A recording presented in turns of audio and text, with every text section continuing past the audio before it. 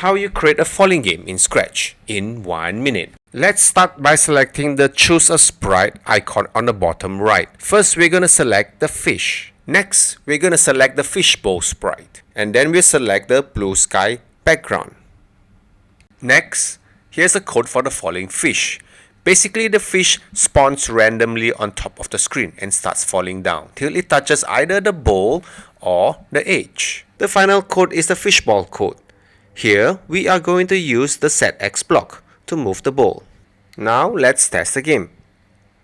Maybe you can add some animations to the fish. How about adding 3 fishes to your game? Or maybe add a score variable to the game. Last of all, when the fish touches the bottom edge, why don't you trigger a game over screen? Why don't you custom your game and share it with me in the comments below? And that is